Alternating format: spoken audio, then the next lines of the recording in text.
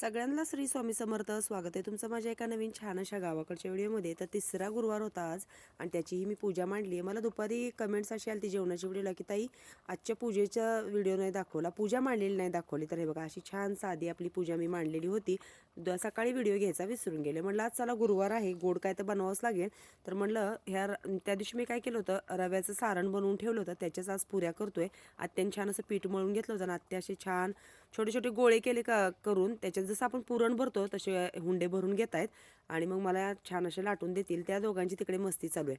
कढईमध्ये मी काय केले, तेल गरम करायला ठेवले. कढई छोटी आहे म्हणून मी तेल पण थोडंच घातलंय, म्हणजे एक एकच पुरी तळून घ्यावी लागेल. आत्याशा मला लाटून देणार जाता. आत्यांकडून ना आत्या बरोबर लाटतात, माझ्याकडून थोड्याशा मोठ्या होत आहेत. थोड्या ह्या जाडच ठेवाव्या लागतात आणि लाटाव्या लागतात, मग अशा मऊ छान राहतात. तर आता मी एक एक एक एक सोडून ह्या पुऱ्या सगळ्या तळून घेते. तर मी तुम्हाला कालच्या व्हिडिओत ह्याचे सांगितलेलंच आहे की रवा कसा, म्हणजे ह्याचं सारण कसं करायचं. तर काय करायचं, रवा छान तुपामध्ये भाजून घ्यायचा, रवा बारीक घ्यायचा. माझ्याकडून मी मोठा रवा घेतला होता पण मी मिक्सरला काय केलं, तो रवा बारीक केला. मग रवा छान भाजून घेतल्यानंतर त्याच्यामध्ये गूळ मिक्स करायचा. मी गूळ घालून केल्यात, जर तुम्हाला गूळ नसेल आवडत तर तुम्ही पिठी साखर पण ह्याच्यात घालू शकता. बारीक साखर करायची आणि त्याच्यात घालून मिक्स करायचं. इलायची आवडीनुसार, मी कालच्या पण व्हिडिओत तुम्हाला म्हणले की काजू बदाम बारीक मिक्सरला करून त्याच्यात तुम्ही घालू शकता.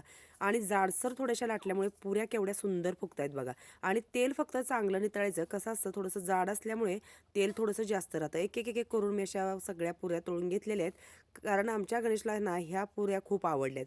मी त्या दिवशी शिदोरी आणली होती आणि त्यांनी खाल्ली की म्हणला नाही ह्या पुऱ्याच करायच्या. आणि मी पण पहिल्यांदाच करून बघितल्यात, पण आमच्या पुऱ्या मस्त अशा झाल्या होत्या. मी काय केलं होतं, ह्या सारणाने थोडीशी ना चपातीत म्हणजे रव्याची पोळी केली होती, ती पण खूप अशी छान चवीला लागली होती.